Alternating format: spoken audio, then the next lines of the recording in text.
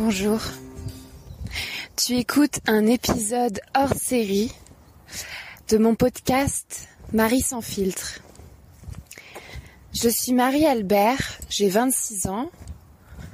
Je suis voyageuse, journaliste et militante féministe.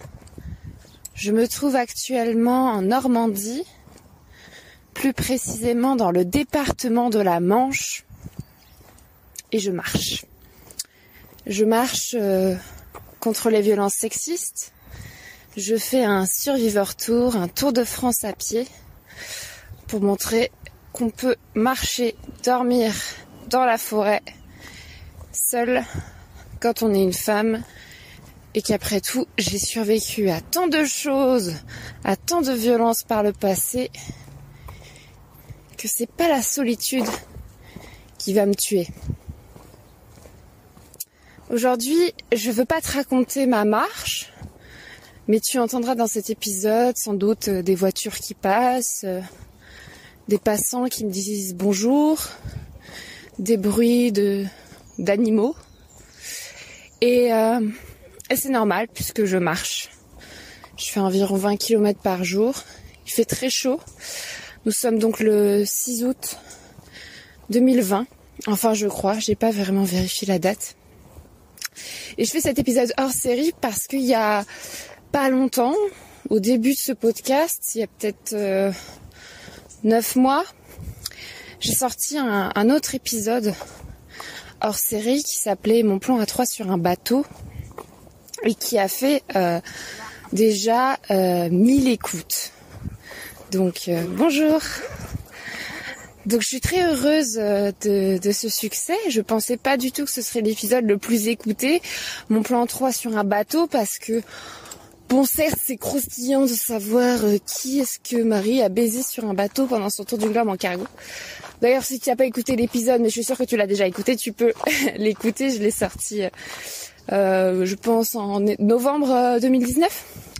Toujours sur ce podcast Marie sans filtre. Et ça fait plusieurs mois que je me dis qu'il faudrait que je fasse un autre hors-série, voilà, qui raconte une autre expérience de ma vie. Et voilà. On est le 6 août 2020 et j'ai enfin trouvé la bonne idée. Je vais te raconter une histoire d'amour. Voilà, je pense que c'est croustillant aussi. Et puis ça s'est passé il y a un an pile. Il y a 365 jours.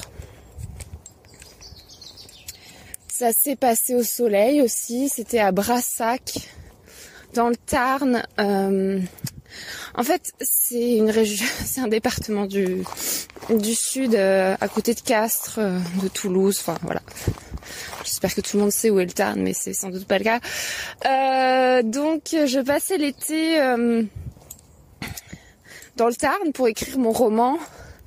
Tu le sais sans doute, j'ai fait un tour du globe en cargo, pendant lequel j'ai écrit une première ébauche d'un roman qui s'appelle La Puissance, et donc j'ai passé l'été dernier, après ce tour du globe, à écrire une deuxième version de ce roman, à l'améliorer, à en faire un vrai livre. Donc à cet endroit du Tarn, plus précisément à La Crouzette, un petit village à côté donc de Castres et de Brassac, chez ma grand-mère paternelle, qui a dans sa maison, mais elle n'y vivait plus car elle est atteinte de la maladie d'Alzheimer et donc elle est en maison de retraite. Et à ce moment-là, on avait encore sa maison. Donc moi, j'ai passé 2 mois avec 2 de mes cousins, enfin avec mon cousin et sa copine et leurs 2 chiennes, dans une grande maison, donc à La Crouzette. Et il y a un an pile, donc au milieu de l'été, le 6 août 2019, je suis allée faire la fête à Brassac, donc le village d'à côté, littéralement. Et bon, c'était avant le coronavirus, donc l'été, il y avait plein de fêtes de village, surtout dans cette région-là. Et la fête d'à Brassac, c'est un petit peu la fête de l'année dans le coin. Ça dure 5 jours. C'est n'importe quoi. Une vraie beuverie. Et puis, il y a plein de jeunes qui viennent de partout. Et feu d'artifice sur feu d'artifice. Les vieux, les enfants, tout le monde vient. Il y a le bal, il y a la boîte de nuit, il y a le parc d'attractions. Enfin, la fête foraine plutôt. Il y a la paella géante. Enfin bref, tout un tas de trucs qui franchement ne sont pas mon délire. Hein, tu peux sans doute t'en douter. Je suis très introvertie, j'aime bien être seule. Et tout ce qui se passe en groupe m'angoisse. D'autant plus que je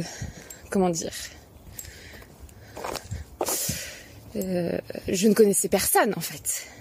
C'est-à-dire que moi je suis une bonne parisienne bourgeoise. Je suis allée dans le Tarn en vacances pour voir ma grand-mère et mes cousins. Mais franchement à Brassac je connais personne, hein, surtout l'été. Donc cette hors-série, cet épisode te raconte une histoire d'amour qui s'est passée à cette fête et après.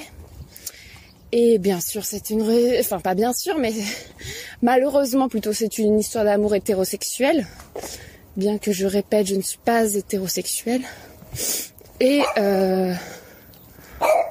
bref, je suis pansexuelle. Je ferai un épisode pour expliquer ça plus tard. Mais bref, à ce moment-là, j'ai eu une relation hétérosexuelle avec un mec blanc bourgeois et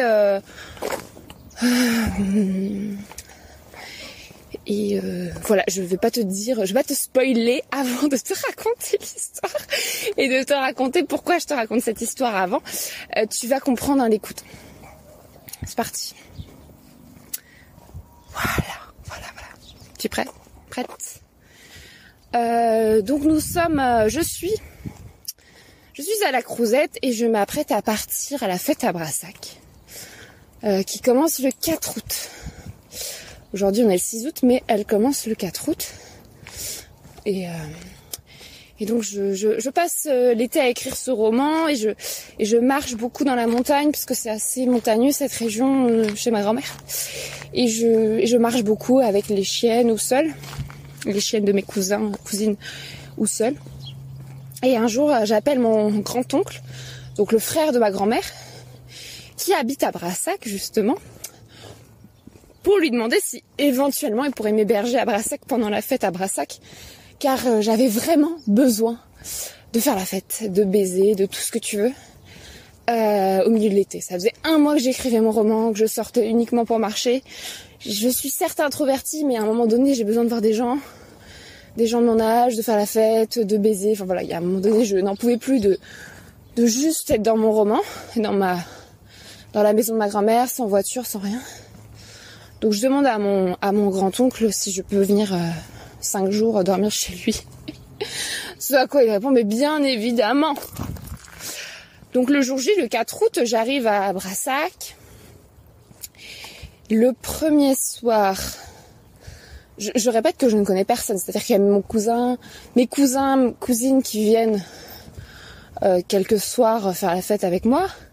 Mais je reste vraiment jamais vraiment avec eux. Et puis ils habitent pas là. Ils dorment pas chez mon grand-oncle. Donc globalement, je suis toute seule. Et le premier soir, je chope un mec. Mais j'ai complètement oublié son prénom. I'm sorry. Mais c'est pour te donner le ton de ce qui va se passer par la suite. Je chope un mec et c'était super, on dansait. Il y avait plein de petites postes où on pouvait danser, de mini boîtes de nuit séparées dehors, etc. Il faisait très chaud. J'étais bonne, mais comme jamais. Genre j'avais 2 tenues. La première tenue c'était une jupe longue, moulante, extra moulante, jaune vif, jaune canard, je sais pas comment on dit. Voilà, tu as sans doute le mot mais je ne l'ai pas. Et je mettais pas de culotte, donc vraiment ultra moulante. Et au-dessus j'avais un petit top noir. Voilà. Ça c'était ma première tenue avec bien sûr mes filas, mes baskets filas. Et ma deuxième tenue c'était une combinaison short. On dit un combi short je crois. Noir, voilà, sans soutif bien évidemment, mais mini short quoi, qui laisse bien apparaître mon tatouage pigeon. Non, je rigole, à l'époque j'avais pas encore mon tatouage pigeon. Bref, donc j'étais ultra bonne, maquillée, les cheveux exactement à la bonne longueur, court c'est-à-dire. Et donc ce premier soir je chope un mec qui était très sympa, qui était très cool, qui embrassait très bien. Mais malheureusement, il venait juste pour une soirée. Et à 1h, 2h du mat, 3h, 4h, je sais plus, il a dû partir, rentrer chez lui, il habitait très très loin. Et puis, je me suis rendu compte qu'il était chauve parce qu'au début, il avait une casquette. Et je suis phobique des chauves. Ce qui est vraiment du body shaming. Je sais que c'est pas bien, mais voilà, je n'aime pas les chauves.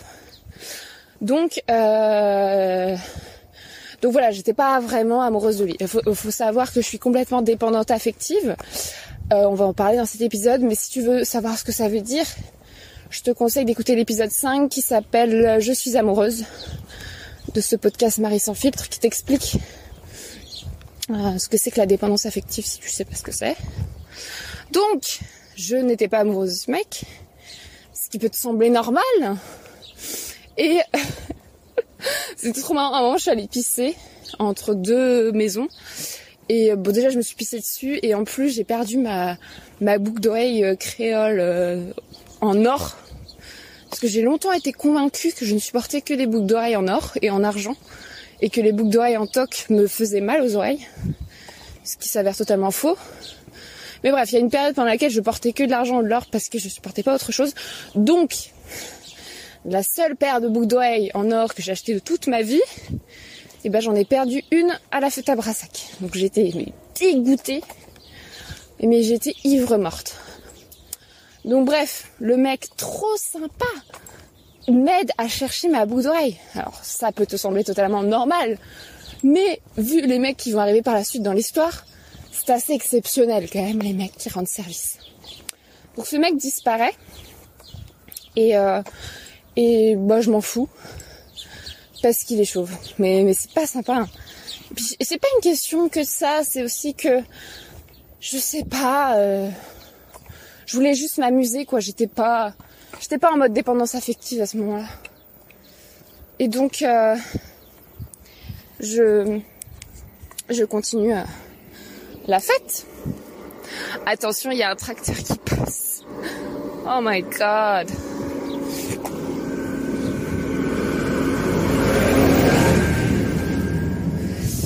Je répète que je raconte cette expérience 1 an pile après, car je pense que c'est un sens symbolique.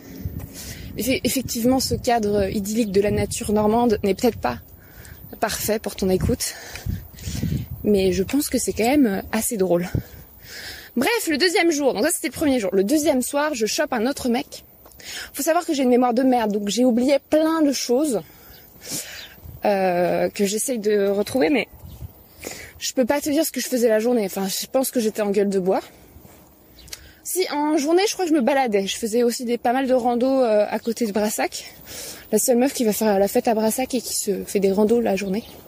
Ça fait bien passer les gueules de bois, les randos. Donc j'allais me balader dans la région à côté parce que c'est super beau, Brassac, c'est vraiment magnifique. Et c'était un peu différent les paysages par rapport à la Crouzette, bien que ce soit juste à 15 km, quoi.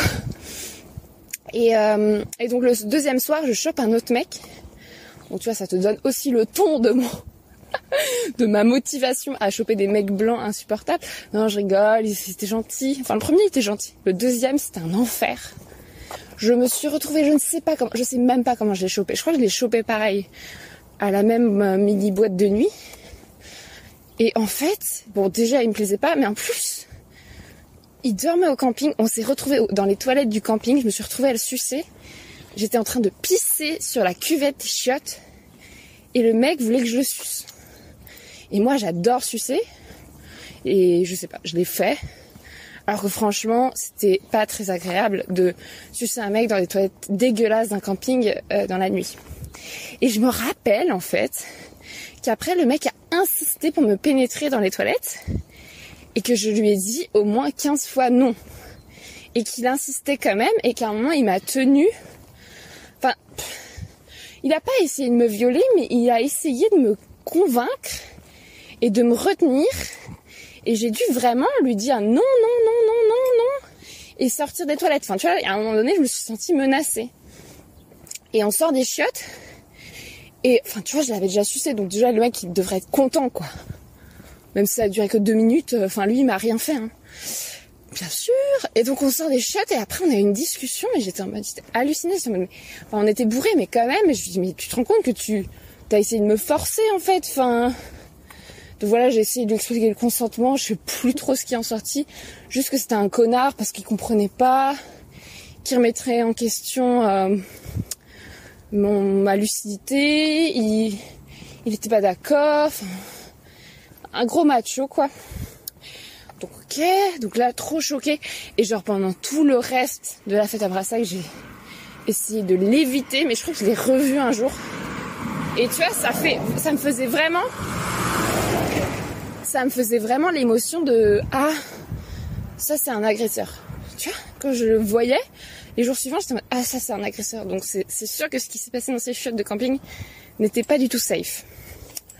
Après, voilà, tout le monde va me dire, mais en même temps, meuf, d'où tu t'enfermes dans des chiottes de camping avec un inconnu? C'était ce sorcier qu'il allait t'arriver ça.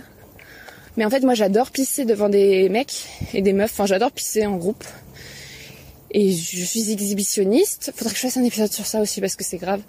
Et donc, bref, donc je voulais juste pisser dans les chiottes et lui, il m'a juste accompagnée. Et les chiottes, elles étaient hyper grandes.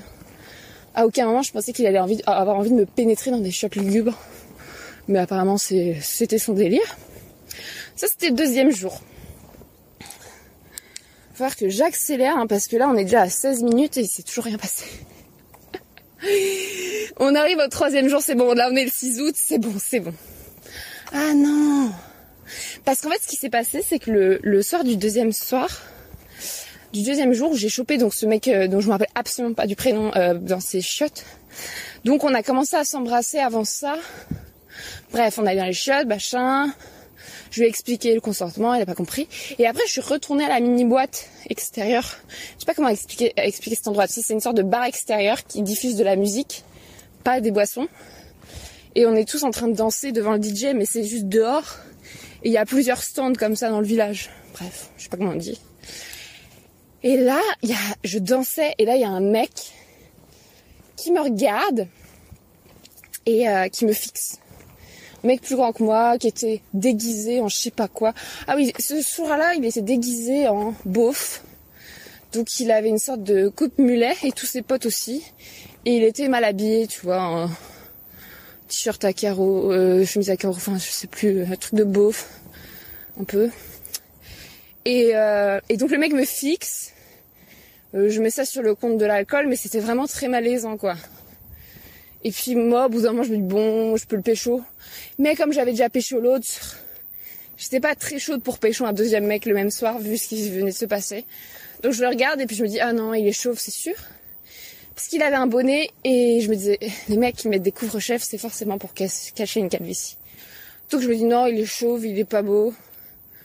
Donc voilà, je lui ai souri, on a parlé 2 secondes, mais on se comprenait absolument pas, on n'arrivait pas à s'entendre avec la musique, ou je sais pas, il criait pas assez fort. Moi, je pense. Donc je pars. Le lendemain, je me lève. C'était le samedi, donc 6 août, on y arrive. Je me lève, je vais dans le centre du village.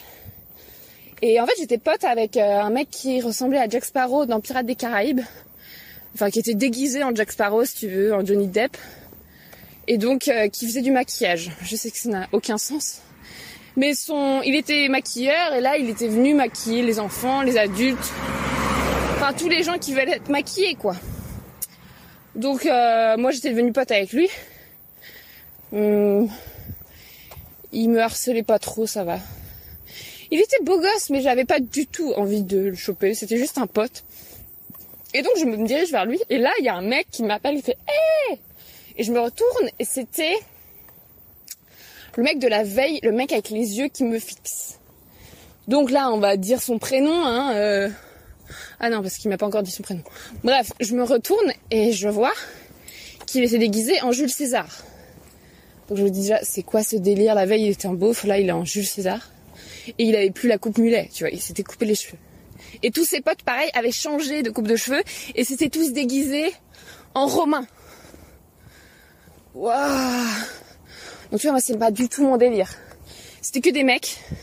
Donc tu vois, ce genre de boys club qui va en groupe à la fête à Brassac depuis 15 ans, depuis 25 ans, et qui boit de l'alcool, uniquement de l'alcool durant la journée et la nuit, qui dort dans un garage pourri et qui se déguise en n'importe quoi. Donc je dis hey, je vais voir mon pote Jack Sparrow. Et là, il était samedi midi, samedi peut-être 14h, j'en sais rien. Je me dis bon bah j'ai rien à faire de la journée, je vais aller voir mon pote Jules César.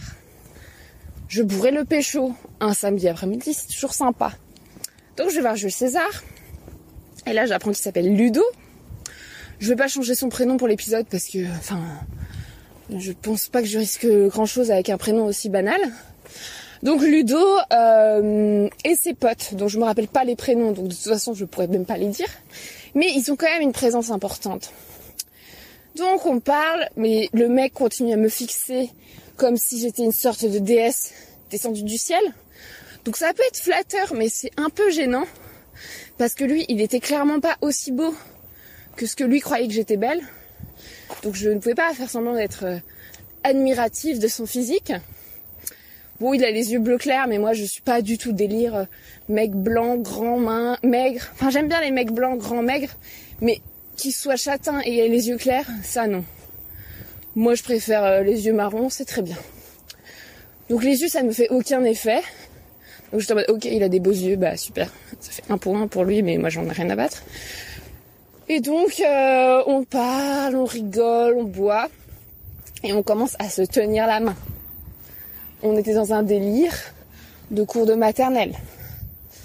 Et à un moment, je dis bon bah je vais y aller. Enfin, on commençait clairement à se draguer. Et lui, il était déjà dans ses grandes déclarations. Tu es tellement belle, elle est tellement belle. Et en plus, il parle tout le temps de moi à la 3e personne à ses potes, devant moi. Donc c'est hyper gênant, genre, elle est tellement incroyable cette meuf, alors qu'il sait à peine comment je m'appelle, tu vois. Et donc, à un moment, je dis bon bah j'y vais, je vais faire une rando. Donc je devais aller faire une rando, me balader. Et puis je lui dis bah t'as qu'à venir avec moi. Et le mec non, j'ai pas envie. Finalement, il vient avec moi. Et puis en fait, il avait pas du tout envie de faire une rando, donc on fait 3 pas. On va dans une espèce de petit endroit isolé du village. Et là, le mec me roule une énorme paloche. Donc moi, j'étais au 7e ciel. Et surtout, quand il m'a roulé une pelle, j'ai ressenti des trucs. J'avais des trucs dans le bas-ventre, si tu vois ce que je veux dire, qui se mettaient à fourmiller. Donc je me dis, ah bah cool, pour une fois que j'embrasse un mec et que je ressens un truc. Donc voilà. Et après, on s'est posé au bord de la rivière, parce qu'il y avait une rivière. Et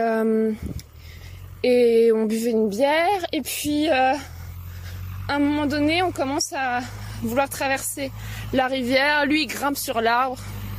Apparemment, il est très fort pour grimper sur les arbres. Attention, tracteur. Voilà, tracteur. Il est très fort pour grimper les arbres, mais moi c'est pas du tout mon délire. Donc moi ce que je fais, c'est que je pisse dans la rivière. C'est plutôt dans mon délire de pisser devant les gens, comme tu le sais.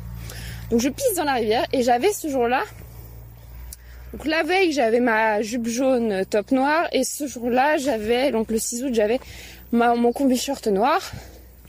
Et là on sort de la rivière et le mec me dit j'ai envie de te lécher la chatte.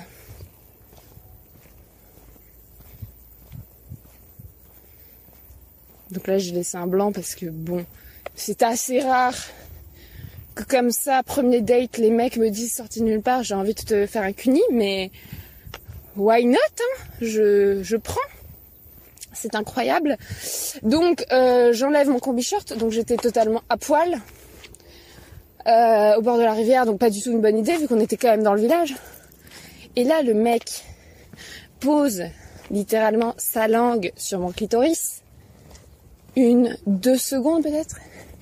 Et là, il entend du bruit, donc des gens qui parlent pas loin. Il se relève et il fait « Ah non, mais ça va pas le faire ». Donc voilà, ça c'était à peu près l'apogée de son dévouement à mon clitoris pendant toute notre histoire d'amour. Bref, j'arrête de te spoiler. Voilà, je me rhabille, je pars faire ma rando. Et le soir même, je fais ma rando, je vais chez mon oncle. Et en fait, j'avais l'anniversaire de ma cousine dans le village d'à côté, où je devais aller puis revenir. Donc je me dis, je vais me pimper comme jamais pour ma cousine et surtout pour Ludo parce que je vais le revoir ce soir. Donc je mets ma jupe moulante jaune, mon top noir et surtout je me maquille, mais enfin la totale, tu vois, yeux charbonneux, crayon noir, eyeliner, mascara, rouge à lèvres. Je sors, je vais pour aller prendre la voiture de mon cousin pour aller à la fête de ma cousine, l'anniversaire. Et je passe dans le centre du village et là, qui je vois Ludo et je lui fais un petit bisou. Et le mec me regarde et me dit mais... Tu vois, il m'avait même pas reconnu, tu vois, tellement j'étais pimpée. Il était en mode, oh, mais t'es trop belle! Mais elle est trop belle! Toujours la troisième personne. Donc moi, j'étais en mode, je sais.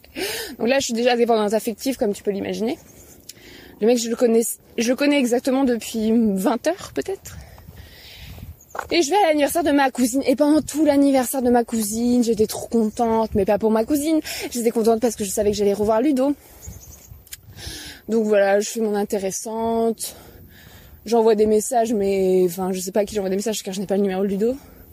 Et puis j'ai qu'une hâte, c'est de revenir à la fête. Donc je tanne tout le monde pour dire bon on y va, on y retourne. Et donc à minuit je me ramène à la fête, à Brassac, après l'anniversaire de ma cousine, et je trouve Ludo avec un pote en train de fixer autre chose. Ludo fixe des trucs. Donc là il était pas en train de me fixer, il était en train de fixer quelqu'un d'autre. Des gens qui faisaient je sais pas quoi. Et tu vois, je me pointe devant lui, j'étais toujours pimpée comme jamais. Le mec ne me calcule pas. Il était fixé sur autre chose. Donc là, j'aurais déjà dû me mettre la puce à l'oreille, mais ça ne l'a pas fait. Enfin, après, c'est pas grave qu'il soit fixé sur autre chose, mais tu vois, ça a vraiment duré 10 minutes pour que j'arrive juste à lui dire bonjour, quoi. Le mec n'en avait rien à foutre que je sois revenue. Donc au bout de 10 minutes, il me recalcule à nouveau. Et j'étais en mode, ok, qu'est-ce qui se passe? Il était ivre-mort. Donc moi, je me dis, bah, je vais me mettre une énorme race avec lui. Donc, je me mets une énorme race. Et on s'embrasse, et on parle, machin. Et après, on va sur le pont, sur la rivière. C'est un vieux pont où pas grand monde passait. Et là, je fais en sorte que le mec me pénètre. Toujours habillé en Jules César, alors qu'il y avait des gens qui passaient juste à côté. Donc le mec me pénètre, personne ne le voyait, tu vois, le mec me pénètre, mais c'est moi qui le fais, sans capote, sans rien. Enfin bref, sachant que j'ai une vestibulodynie, que j'explique dans l'épisode Je souffre de vaginisme. Donc je ne suis clairement pas fan de la pénétration, mais je ne trouve rien de mieux que de faire de la pénétration sur ce pont avec un inconnu sans capote. Après, on va dans un parc et là, on fait de la vraie pénétration, allongée, etc. Toujours, c'est moi qui prends l'initiative. Toujours, il est totalement excité, consentant, d'accord, motivé. Et voilà. Enfin, je peux pas dire si c'était bien ou pas, je me rappelle pas. Je pense pas que j'ai joui. Je pense pas que c'était incroyable. C'était de la pénétration et ça me faisait mal, quoi. Peut-être que ça me faisait pas encore mal, je sais pas. Et puis après, c'est que des flashs, hein, tu vois. On se ramène dans le centre du village à nouveau pour retrouver ses potes. Et puis finalement, au bout du compte, on se retrouve dans le garage où ils dorment tous là. Et Ludo il dort pas là, mais on y vient après. Donc on se retrouve dans le garage où ils dorment tous et ses potes sont pas là. Et nous on va à l'étage du garage et on prend une chaise. Et là on refait de la pénétration sur la chaise. Bon là je te raconte l'histoire un an après, donc si tu veux on est le 6 août 2020. Je raconte peut-être aussi ça parce que ça fait 4 mois que j'ai pas baisé. Donc ça me semble fou d'imaginer qu'il y a un an pile, je baisais 4 fois le même jour. 5 fois, 6 fois, bref. Je reviens à ce garage. Donc on était dans le garage, on fait de la pénétration sur la chaise. Et là je me dis, je vais me bourrer la gueule.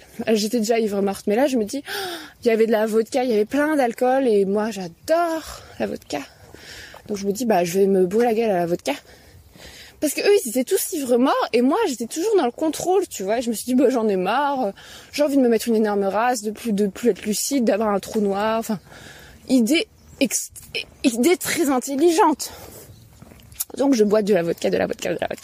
Et là, tous ses potes arrivent. Donc non, il ne s'est pas passé un viol en réunion. Ce qui aurait pu se passer, hein, mais non. Donc ses potes arrivent, donc on ne faisait plus de pénétration à ce moment-là, il y a des limites quand même. Et puis je décide de me mettre à poil.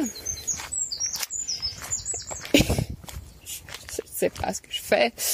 Exhibitionniste, il faut vraiment que je fasse cet épisode sur l'exhibitionnisme, c'est grave. Donc je me mets à poil, ils sont d'accord. Et puis finalement ils se mettent tous à poil, eux aussi. Donc en fait c'était peut-être le moment le plus drôle de ma vie. C'est-à-dire que j'étais littéralement à poil, assise sur Ludo, mais on faisait rien, devant ses potes qui étaient en rond autour de nous, assis par terre, à poil. Voilà, tout simplement. Et en fait, je me rappelle de rien. Ils m'ont expliqué le lendemain ce qui s'était passé. Je me rappelle, hein, je pense pas avoir oublié des trucs vraiment, mais je sais pas trop ce qu'on a fait. Je crois que j'ai commencé à danser, à lever les jambes pour leur montrer ma chatte. Enfin, ça n'avait aucun sens. Et puis voilà, c'était trop drôle, on n'arrêtait pas de rire. Et puis au bout d'un moment, on se rhabille. Moi, j'étais ivre morte. Et en fait, Ludo, il y a ses parents qui habitent dans le village. Et lui, il dort... il a une camionnette où il y a un matelas dessus. Donc on est allé dans sa camionnette qui était dans le jardin de ses parents. À 7h du... on était peut-être 4h du mat. Et là, on a refait de la pénétration. Vaginale, toujours. Et puis on s'est endormi.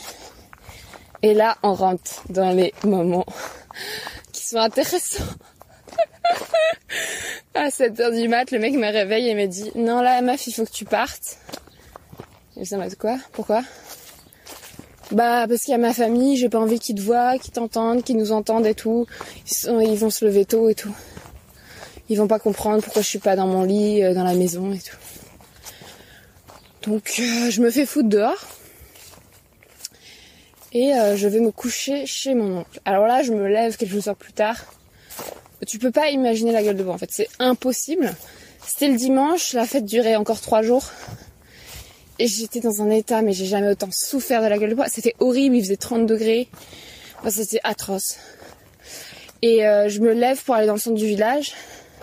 Je mange un truc et tout. Et là, je vois Ludo et ses potes. Alors ce jour-là, ils étaient déguisés en encore autre chose. Mais je serais incapable de te dire quoi. C'est déguisé en quoi ? Le premier jour, ils étaient déguisés en américain. Je les avais déjà vus, mais je leur avais pas parlé. Le deuxième jour, ils étaient déguisés en beauf. Le troisième jour, ils étaient déguisés en romain. Ah oui, et le quatrième jour, ils étaient déguisés en costard.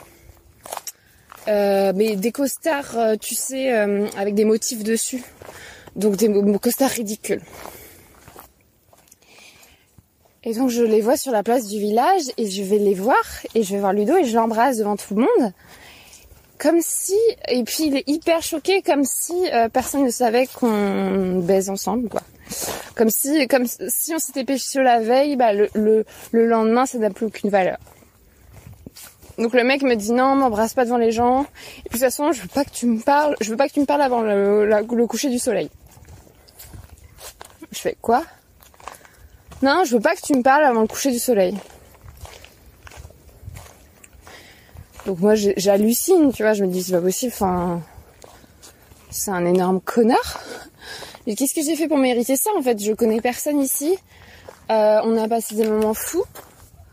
Je suis totalement folle amoureuse de lui, ou plutôt dépendante affective. Et j'ai une énorme gueule de bois. Et là le mec me dit globalement de pas l'adresser la parole avant la coucher du soleil. Et c'est même pas le fait de me dire que je vais devoir attendre qui me saoule, c'est le fait que il décide ça unilatéralement, quoi, que ce soit lui qui décide quelle place j'occupe dans sa vie, quoi. Et à ce moment-là, c'est aucune. Donc je fais les 100 pas. Et puis un peu plus tard, je le harcèle. Je l'emmène dans le garage. Et là, on refait de la pénétration. Toujours à mon initiative. Et là, il jouit. Ou alors je le suis... Non, pénétration, je crois.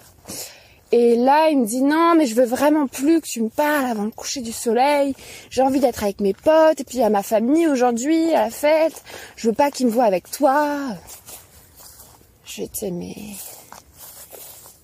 hallucinée. Donc j'étais trop triste, je pars faire une autre rando. Mais j'ai vraiment un problème avec la marche à pied. J'étais dans un état, j'ai jamais autant souffert, j'avais tellement la gueule de bois. Et à un moment donné, je suis montée en haut de la montagne. Et en redescendant, il y avait la rivière, je me suis baignée dans la rivière, ça faisait trop du bien, il y avait tellement chaud. Mais bon, globalement, c'était une journée horrible. Et puis arrive le coucher du soleil. Et là, je vais voir le mec, et il voulait toujours pas me parler. Puis je reviens 1 heure après. Puis là, il voulait un peu me parler. Puis petit à petit, il me parle de plus en plus. Et puis à un moment donné, on s'isole, on va au bord de la rivière, il fait nuit, on regarde les étoiles. Puis on commence à se rouler des gros patins. Puis on commence à faire l'amour, pénétration. Et là, pour la première fois, je jouis. Non pas parce qu'il me fait jouer, mais parce que je me masturbe en même temps le clitoris avec les doigts pendant qu'il me pénètre vaginalement. Puis après, on regarde les étoiles, on parle de nos vies. Il me raconte enfin ce qu'il fait dans la vie et où il habite. Il habite à Bayonne, donc c'est pas du tout la porte à côté. Surtout que moi j'habite à Paris. Et il n'habite pas du tout à Brassac et dans 3 jours il retourne à Bayonne quoi. Ok. Puis on revient dans sa camionnette chez ses parents.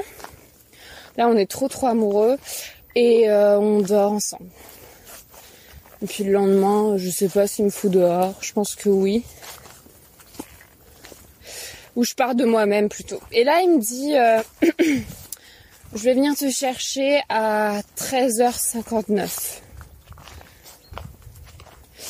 Parce que je lui ai demandé, on fait quoi demain, tu vois, je sais plus comment ça s'est passé, mais le lundi, la fête est un peu morte. Donc, ses amis sont déjà partis. Donc il me dit, je vais t'emmener dans un endroit surprise, je viens te chercher à 13h59. Donc moi, je vais me coucher. Et puis à 13h59, je me dis, il va jamais venir, tu vois. Je regarde par la fenêtre, j'étais au bout de ma vie, j'étais prête. Et à 14h02, le mec arrive. J'étais en train de décéder, donc il arrive avec sa camionnette, j'étais trop contente. Et puis je vais dans sa camionnette, et puis il m'emmène au lac. Il y a plein de lacs sauvages là-bas, et puis ou pas du tout sauvages, des lacs créés par des barrages plutôt. Et donc on se pose sur une plage sauvage au sens qu'il n'y avait personne. Et là c'était fou. C'était fou en fait. Il faisait beau, il faisait chaud. On était seuls au monde, il n'y avait personne. Je me suis baignée toute nue. Toujours pareil, hein. Exhibitionniste. Et meuf. Je sais pas si c'est une meuf qui écoute ce podcast, mais bref, meuf, on a fait l'amour dans le lac. Enfin, plutôt, il m'a pénétré dans le lac. Et lui, il était debout. Tu vois, on avait de l'eau jusqu'à la taille. Jusqu'au sein, peut-être. Et il était debout, il me pénétrait, et moi, j'étais allongée. Donc, j'avais mes jambes de chaque côté de son corps, il me pénétrait, et moi, j'étais allongée sur l'eau. En étoile de mer. C'était trop bien. Et après, on parlait, on était sur les rochers, sur les galets, et après je l'ai sucé, et il a joui, et c'était incroyable, j'étais trop forte. Et après on est rentré, on est allé à un autre lac, et je voulais qu'on baise à l'arrière de sa camionnette, mais il voulait pas.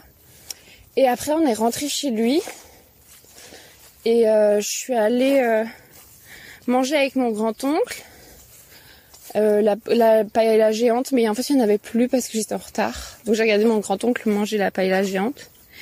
Et après il m'a envoyé un message pour me dire, parce qu'enfin on avait échangé nos numéros, et il m'a envoyé un message pour me dire, viens, tu peux venir manger à la maison. Mes parents sont pas là, donc je suis allée manger chez lui. Et on pourra baiser après, il m'a dit. Et du coup, après, on allait dans son lit, on a baisé, toujours pénétration vaginale. Et là, il m'a dit, je suis en train de tomber amoureux de toi. Et moi, j'étais déjà en mode, mais bien sûr, mais je t'aime, mais t'es l'amour de ma vie. Non, j'ai pas dit ça. J'ai juste dit, je t'aime. Je pense que j'ai pas dit qu'il était l'amour de ma vie. À chaque fois, j'apprends de mes erreurs, quand même. Mais bon, et après on sort et on regarde le feu d'artifice et il me dit ouais, tout à l'heure quand tu m'as sucé c'était comme le feu d'artifice dans ma tête, c'était comme ça dans ma tête et tout. Moi j'étais en mode oui je sais, c'était trop bien mais toi tu m'as jamais fait de cunilingus. Ah oui, mais j'avais mes règles aussi. Oui, j'avais mes règles. On faisait de la pénétration vaginale et moi, à chaque fois, je devais enlever mes tampons. C'était l'enfer. Donc lui, il était toujours en mode « Non, mais je peux pas te faire de cunilingus parce que t'as tes règles. » Par contre, pour le pénétration, il n'y a aucun problème. Donc il était toujours en train de me dire « Mais non, mais je te ferai des cunilingus incroyables quand t'auras plus tes règles. » Et après, voilà, je suis partie me coucher. Puis après, le lendemain, on devait se voir. Mais le lendemain, je rentrais à la Crouzette chez ma grand-mère. Parce qu'en fait, la fête était finie. Donc, je rentre chez ma grand-mère. Et lui, il est resté encore quelques jours à Brassac. Mais il avait sa camionnette. Donc, il est venu me voir à la Crouzette. Et donc, on a passé quelques jours comme ça à baiser, parler dans mon lit.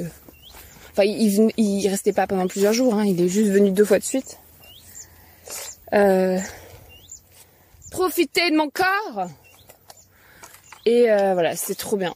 C'était trop bien. Et j'étais trop amoureuse. Et il m'a donné une infection urinaire. Mais oui, à force de faire de la pénétration sans capote. Et de faire n'importe quoi. Forcément, j'ai eu une infection urinaire. Bon, à la fin, on mettait des capotes. Mais bref, ça ne change rien. J'ai eu une énorme infection urinaire. J'étais au bout de ma vie. Bien sûr, le mec n'en avait rien à foutre. Voilà. On arrive bientôt à la fin de l'histoire. Donc, jeudi. Donc, mardi, il est venu. Jeudi, il est venu. Donc, mardi, il est venu. Mercredi, j'ai eu mon infection urinaire. Après, j'ai pris l'antibiotique. Et puis, jeudi, il est revenu. Et puis, vendredi matin, il est parti. Et pour toujours. Donc, en fait, on s'était dit... En fait, il m'a dit... Donc voilà, que j'étais une femme extraordinaire, qu'il était en train de tomber amoureux, qu'il n'avait jamais ressenti d'amour avant dans toute sa vie, qu'il n'avait jamais été amoureux, que c'était fou ce qu'on vivait, blablabla, toujours à me fixer, toujours à me faire me sentir la reine du monde. Et moi, comme tu l'as compris, j'étais plus en mode consommation de sexe. Voilà, mais j'étais quand même folle amoureuse de lui, enfin c'est ce que je croyais. Alors qu'au final, je le connaissais pas, hein, enfin voilà. Ça faisait 4 jours qu'on se connaissait. Et il me dit, je vais t'écrire une lettre. Parce que je lui dis, mais comment on fait pour la suite et tout. Il était en mode, bah, tu sais, j'aime pas trop les textos, j'aime pas trop donner de nouvelles. Mais je vais t'écrire une lettre. Et moi, je lui dis, bah, tu sais, dans 3 semaines, je vais partir à Bilbao pour faire chemin de Compostelle à pied. Et bah, sur le chemin de Bilbao, je peux m'arrêter quelques jours à Bayonne. Et il me fait ouais, carrément. Donc voilà, il me quitte en me disant ça, je vais t'écrire une lettre. Et puis voilà, moi après je pars en week-end chez des potes. Quand je lui envoie un message, il met environ 4 jours à me répondre, donc moi je deviens complètement folle. Mais tu vois, je me rattachais à l'idée qu'il allait m'écrire une lettre. Et puis il me dit c'est bon, j'ai écrit la lettre, je l'envoie et tout. Et là commence l'enfer que tu avais prédit. C'est-à-dire que je retourne après le week-end chez la semaine, j'ai passé une semaine chez des potes au bord de la mer, super. Je retourne chez ma grand-mère pour finir mon roman. Et là mes cousins n'étaient plus là. Donc j'étais toute seule dans la maison. Et j'attendais la lettre. Et tu vois, je sais pas si t'as déjà attendu une lettre. Parce que c'est plus trop un truc d'aujourd'hui d'attendre des lettres. Mais en fait, j'en étais au point où j'allais vérifier la boîte aux lettres toutes les 3 heures. Et que je savais exactement à quelle heure devait passer le facteur. Et qu'à chaque fois que j'ouvrais la boîte aux lettres, il y avait tout un montage dans ma tête pour me dire non mais il y aura rien, non mais c'est pas grave, non mais ça veut rien dire, non mais ce sera demain, non mais là c'est pas possible que ce soit j'ai reçu, oh il m'a rien envoyé, mais c'est sûr que c'est un connard, mais en fait il a jamais envoyé la lettre, mais en fait il m'a jamais aimé, mais en fait il me ment, mais en fait je suis vraiment une trop conne, mais pourquoi je fais ça, je suis pas censée être féministe. Voilà. La lettre n'arrive pas, il ne répond plus à mes messages, les jours passent, les semaines passent. Et je me rappelle très bien que j'étais tellement mal, j'étais au bout de ma vie. J'étais, tu sais, en dépendance affective totale, carence affective totale. Je prenais des bains, enfin tu vois, en fait j'avais rêvé tout l'été que mes cousins partent parce que je les supportais pas. Donc j'étais toute seule dans la maison, moi j'adore être seule. J'avais rêvé tout l'été d'être seule. Là j'étais seule dans la maison, j'avais presque fini mon roman, c'était bientôt le départ pour Compostelle. Il faisait beau, j'étais pote avec tout le village, je vivais ma meilleure vie, je pouvais prendre des bains, j'adore prendre des bains. Et je me rappelle, plusieurs soirs, j'étais dans mon bain et je me disais, mais j'ai envie de mourir. Enfin, je me disais pas vraiment ça, mais j'étais ténaillée par la peur, par la culpabilité, par la honte, par l'angoisse. J'y pensais tout le temps à cette lettre, tout le temps.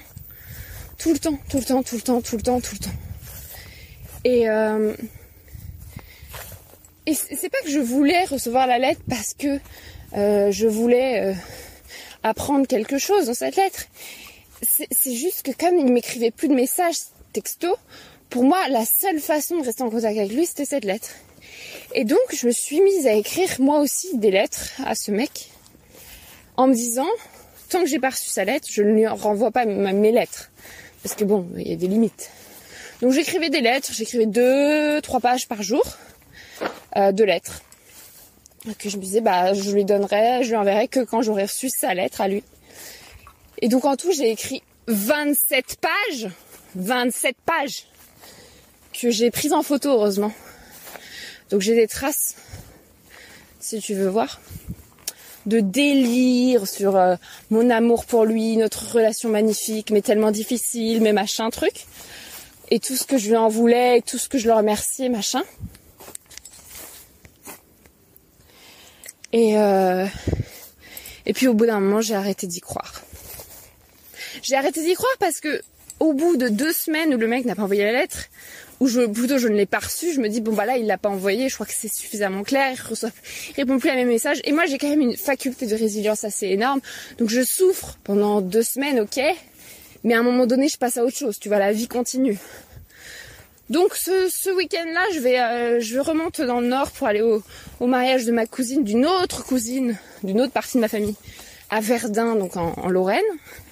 Donc je vais au mariage de ma cousine avec mes parents et tout, donc là j'oublie totalement Ludo. Et puis après je reviens pour une semaine à la Crouzette pour finir mon roman et préparer les dernières choses pour mon départ à Compostelle. Et là, en revenant à la Crouzette dans la voiture, je reçois un texto de Ludo, la lettre à la main, qui vient de poster en me disant désolée, j'avais pas trouvé de poste, j'ai pas pu la poster avant, j'ai pas osé, machin. Donc le mec invente toutes sortes d'excuses comme quoi il y a eu le G7 à Bayonne, à Biarritz, donc toutes les postes étaient fermées, je sais pas quoi, bref. Donc moi j'étais absolument dégoûtée parce que j'étais en train de passer à autre chose. Et non, le mec me l'envoie, cette putain de lettre que j'attends depuis 3 semaines. Je reviens chez mes parents, quelques jours après je reçois la lettre. Ma mère ou mon père me l'attend, j'en ai parlé à tout le monde de cette lettre en plus. Je l'ouvre. Et c'était trop mignon, il avait fait une rando dans les Pyrénées, il l'avait écrite pendant sa rando dans les Pyrénées. Et c'était écrit sur une toute petite feuille recto verso. Donc moi j'ai écrit 27 pages et lui 2. Et puis avec sa lettre, il y avait des fleurs séchées des Pyrénées. Donc c'était très mignon. Et donc c'était une lettre d'amour, je t'aime, machin. Quoi qu'il se passe par la suite, ce que tu m'as apporté est tellement énorme. Voilà, tu es extraordinaire, c'est magique. Malgré que tout le monde se soit foutu de ta gueule à la fête. Parce qu'à la fête, tout le monde se foutait de ma gueule, tous ses potes. Parce que j'ai les cheveux courts, parce que j'ai des poils sous les bras, parce que je suis féministe. Ils étaient tous comme des enfants en mode mais Ludo, arrête de sortir avec des meufs bizarres. Donc il était en mode, sa lettre c'était élégiaque quoi. C'était vraiment genre pas tu es la femme de ma vie, mais tu vois, tu es une personne incroyable, le sexe, c'était magnifique, la passion, machin. Mais il y avait rien de concret.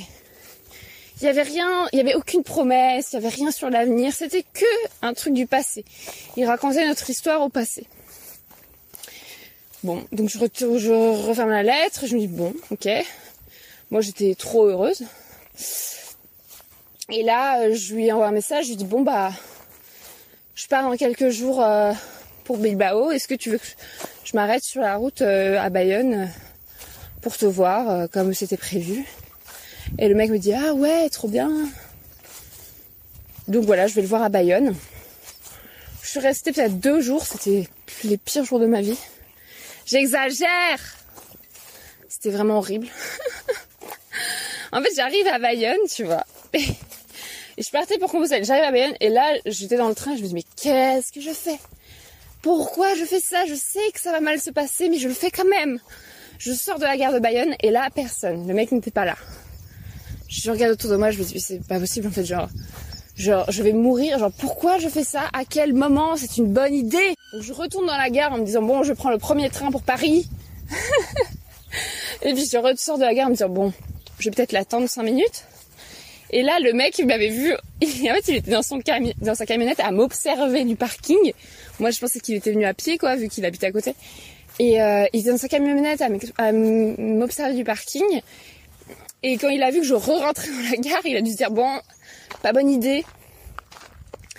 Donc il sort de la camionnette pour aller vers moi et moi j'étais trop vénère, tu vois, parce qu'il me dit ça, il me dit ah mais je t'observe depuis 5 minutes et tout. J'étais en mode hein, tu m'observes depuis 5 minutes? Donc moi je t'attends et toi tu m'observes. En fait le problème dans cette relation, et tu l'as déjà deviné, c'est que le mec me voit comme un objet d'admiration depuis le début de la relation et pas comme un être humain, et que moi je le vois comme un objet sexuel et pas comme un être humain. Donc depuis le début, il y a un problème, hein, vraiment. Donc on pouvait pas se comprendre. Hein. Donc j'étais trop vénère, donc je ne l'embrasse pas. Je garde mes lunettes de soleil. Et là, le mec me dit ah, je vais t'emmener à tel endroit. Donc on roule. Il m'emmène à, enfin, je sais plus comment ça s'appelle. Enfin là, c'était sur la côte basque, quoi. C'était super beau. Et puis il voulait pas m'embrasser. Quand je me suis mise à vouloir l'embrasser, il voulait plus. Puis après il voulait bien. Puis il était super froid. Puis moi j'étais froide. Puis j'étais chaude. Puis lui il restait froid. Puis après on est rentré chez lui. Puis il était toujours froid. Puis je lui ai fait lire mes 27 pages de lettres. Wow. Et j'aurais jamais dû. Genre c'était trop beau pour lui. Il méritait pas ça. Il méritait vraiment pas ça. Mais c'est même pas, enfin personne mérite 27 pages de lettres alors qu'on se connaît depuis 3 semaines. Enfin je veux dire, ça n'a aucun sens. C'était pour moi que je les avais écrites les lettres, c'est pas pour lui hein, en fait. Ça n'avait aucun sens. Ouais, je suis à 2 heures de mon objectif. Non, 2 heures. Putain, mais 2 heures c'est hyper long. Oh. Et donc je sais pas, peut-être pendant ces 2 jours, on a fait de la pénétration une seule fois. J'avais pas mes règles, mais il m'a jamais fait de cuni. Il n'y avait pas de...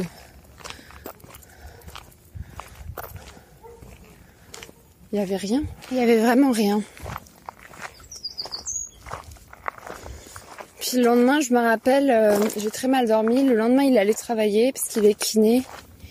Il allait voir ses patientes. Et puis, je suis allée courir dans Bayonne. Et puis, je me suis posée à l'église de Bayonne. Et je me sentais pas bien. J'étais trop heureuse d'être toute seule. Ça m'avait tellement pesé d'être avec lui. Et dans ce silence, dans cette froideur, dans ce fait qu'on se comprenait plus, qu'il y avait plus cette connexion, que ça avait tout brisé, en fait, ces 3 semaines à attendre trop de choses l'un de l'autre ou d'attendre rien et d'en recevoir trop à l'inverse. De pas se comprendre, de plus désirer, de pas vouloir être ensemble et en même temps d'être attiré par cette image fantasmagorique qu'on avait gardée de la fête à Brassac. C'était plus la fête à Brassac, là on était des adultes et on se comprenait pas et on n'avait rien à se donner. Et puis je suis rentrée, j'ai pris un bain et quand il est revenu du taf, il m'a même pas rejointe dans mon bain et puis il était froid, puis on allait boire des bières sur le port, enfin sur la digue. On a vu le soleil couchant et on se comprenait pas et on n'était pas bien et On s'évitait. Et puis après, on est rentré. Il a pris cette magnifique photo qui illustre l'épisode 5, Je suis amoureuse, où je danse seule sur la digue près du phare, donc avec le soleil couchant. Et qui montre, tu vois, que moi j'étais derrière lui en train d'attendre qu'il s'avance un peu pour être seul et danser tranquille. Et lui se retourne en mode toujours en mode admiration pour me prendre en photo. Enfin, on est vraiment dans cette relation qui n'en est pas une. Et puis après, le lendemain, je suis partie prendre le bus pour Bilbao et puis voilà, enfin c'était fini, on le savait très bien. Il m'a dit qu'il pouvait pas me donner ce que je cherchais, blablabla. Et puis quelques jours après, je voulais plus lui parler, mais je lui ai envoyé un message pour lui dire de m'envoyer la photo qu'il avait prise parce qu'il me l'avait toujours pas envoyée. Puis il a mis 3 jours à me répondre comme d'hab. Et il m'a envoyé la photo en me demandant « Oh, comment ça va ?» Puis voilà. J'ai plus jamais eu de nouvelles de Ludo. C'est une tristesse. Et après, je lui ai envoyé un message en décembre, des mois après, et il m'a jamais répondu. Juste pour lui demander des nouvelles. Pas répondu. Après, il y a des détails intéressants. Par exemple, le premier soir où j'ai chopé, tu sais, le mec avec la casquette, en fait, ses potes à Ludo ont pris une photo de moi et du mec à casquette parce qu'ils le connaissaient. Ils se sont dit, ah machin, il chope cette meuf chelou. Et du coup, après, quand j'ai chopé Ludo, forcément, la photo a circulé en mode, ah mais cette meuf, elle chope tous les mecs de la fête à Brassac. Regarde, Ludo, elle a déjà chopé notre pote Bidule l'autre jour. Donc il y avait littéralement une photo volée de moi en train d'embrasser le mec à la casquette qui circulait et dont Ludo a pris connaissance sans jamais en me parler avant plusieurs semaines. Voilà. Donc ses potes, c'était vraiment des gros gamins sexistes. C'était trop drôle parce que ses potes, ils étaient venus à la fête à Brassac avec leurs meufs, mais leurs meufs, pareil que moi, enfin pire que moi, n'avaient pas le droit de les approcher de la journée et même de la nuit. C'est-à-dire que ces meufs, je les ai vues peut-être 3 fois pendant la fête. Et genre, elles avaient droit de temps en temps à leur faire un petit bisou entre 19h et 19h30. Mais le reste du temps, c'était men only, quoi. Et du coup, ça me fait penser que quand il m'a dit « Tu peux pas me parler avant le coucher du soleil », c'était un petit peu le même délire que ses potes. Et je trouve ça hyper choquant. Ensuite, j'ai fait un texte sur mon blog Polasonic. C'est un blog sur lequel je raconte ma vie amoureuse et sexuelle. Et j'ai fait un texte, genre vers le 17 août, ou peut-être avant, pour raconter ma souffrance et notre relation. Et en fait, ses potes l'ont trouvé, le texte. C'est-à-dire que je l'ai partagé, mais je veux dire, j'étais pote avec ni Ludo, ni ses potes sur les réseaux sociaux. Et ses potes sont quand même tombés dessus, l'ont lu, lui ont envoyé à Ludo. Enfin, toujours ce truc hyper malaisant. C'est un truc de fou. Voilà. L'histoire est terminée. J'y pense aujourd'hui parce que c'est l'histoire, entre guillemets, d'amour, même si pas de l'amour, la plus forte que j'ai vécue ces dernières années. Enfin, la plus forte au sens joie et passion, parce que c'était quand même très très fort d'être à la fête à Brassac, d'être dans ce lac, de vivre toutes ces émotions positives et qui sont après devenues des émotions extrêmement négatives, mais c'était vraiment très... C'était fou, quoi. C'était fou de vivre ça. Et c'était il y a 1 an pile et je me dis, il se passe tellement de choses et en même temps, j'ai tellement pas du tout avancé sur cette question de la dépendance affective. Ça pourrait se repasser exactement de la même façon aujourd'hui. Mais ce matin, je me demandais à moi-même si... quelle journée je préfère. Est-ce que je préfère cette journée où je suis 30 degrés à marcher dans la campagne normande toute seule? Ou est-ce que je préfère la journée du 6 août 2019 où j'étais à la fête et où j'ai baisé dans tous les endroits de la ville Ludo, où je me suis bourré la gueule à la vodka, où j'étais toute nue devant ses potes. Et en fait, je préfère aujourd'hui, c'est peut-être un peu facile, mais je préfère 1000 fois être ici, à souffrir, que être là-bas, à jouir, en attendant de souffrir. Parce que je sais qu'ici, il n'y aura pas de souffrance autre que celle que je m'inflige à moi-même. Et que là-bas, il y avait cette souffrance qui allait arriver par la suite par surprise. Bon, c'est aussi moi qui me l'infligeais à moi-même, hein, mais bref. Voilà, je voulais faire un grand épisode féministe pour t'expliquer pourquoi Ludo c'est une mauvaise personne, c'est vraiment un connard, sexiste, machin, qui reproduit les mêmes schémas. Et en fait je trouve ça toujours fou de tomber sur des mecs qui sont soi-disant insensibles, qui souffrent pas leurs émotions, qui ont jamais été amoureux, qui ont la phobie de l'engagement, et de toujours croire que je vais pouvoir les faire changer. Et même eux, ils me le font croire, quoi. C'est-à-dire que le mec, il m'a dit qu'il était soi-disant en train de tomber amoureux, mais 3 jours après, quand on est retourné à Bayonne, en fait, tout cet amour a disparu. Ce soi-disant amour, donc ça va pas durer. Et moi, j'ai toujours cru, voilà, que j'allais pouvoir le faire changer. Et tous les autres, c'est pareil, parce qu'en ce moment, je choisis que des mecs qui sont comme ça, inatteignables, parce que justement, j'ai envie d'être seule, inconsciemment. Hein. Donc, je choisis exprès ces genres de mecs, mais voilà, je voulais faire cette hors-série pour dénoncer toutes les dérives de ce mec. Et tu peux penser qu'il a eu des comportements inacceptables sur plein de plans. Mais bon, tout ça, ça découle toujours du patriarcat, la façon dont moi j'attends de l'amour en échange, que moi je lui ai mis trop la pression aussi, que j'étais en demande, que je voulais faire du sexe tout le temps, que je lui ai écrit 27 pages de lettres, que je l'ai rejoint à Bayonne en 2 jours, que machin. J'ai vachement de responsabilités, mais bon, tout ça, on peut toujours dire non, mais c'est pas ma faute, c'est la faute du patriarcat. Non, mais c'est pas sa faute à lui, c'est la faute du patriarcat. Donc voilà, je voulais savoir un peu ton avis, à toi, auditorice.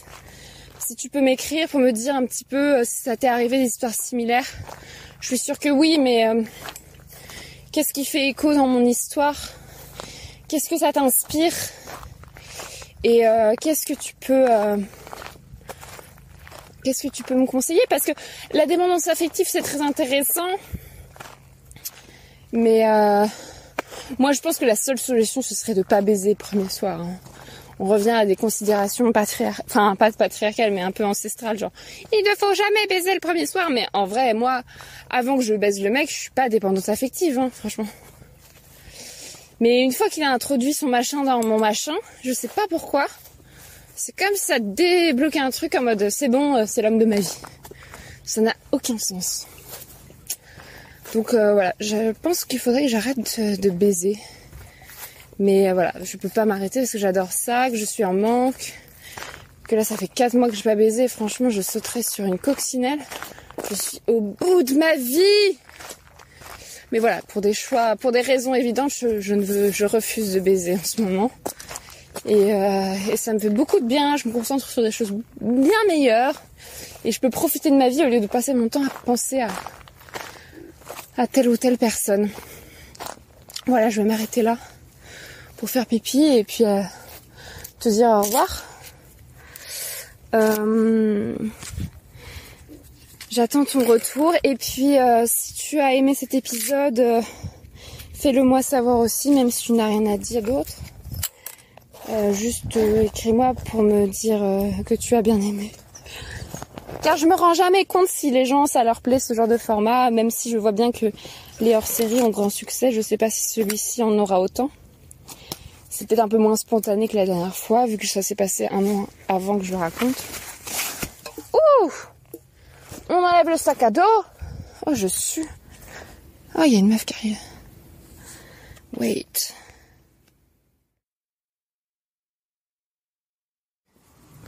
Oui, je pense que j'ai fait une pause de plusieurs heures parce qu'en fait, ce qui s'est passé, c'est que j'ai rencontré une fille incroyable qui marche, qui a 30 ans, une femme qui s'appelle Angélique. Et donc, c'est la première femme qui marche seule que je rencontre depuis le début de mon Tour de France à pied.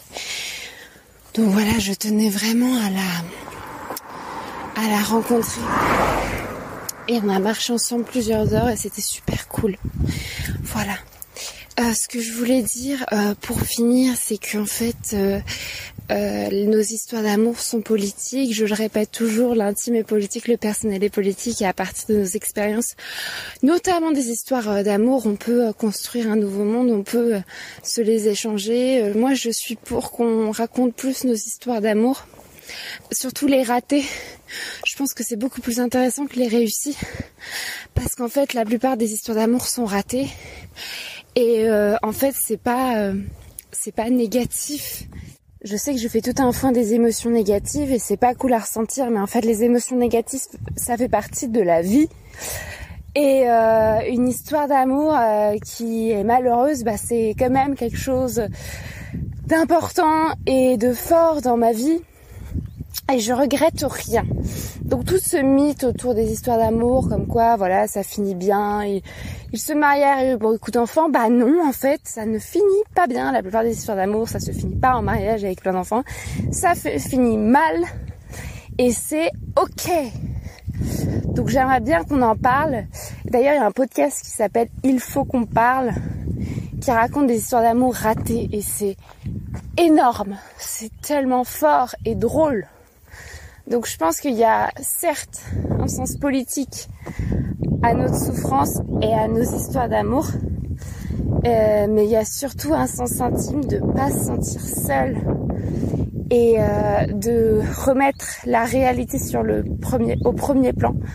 La réalité, c'est pas des happy endings, des gens qui tombent amoureux et qui passent leur vie ensemble.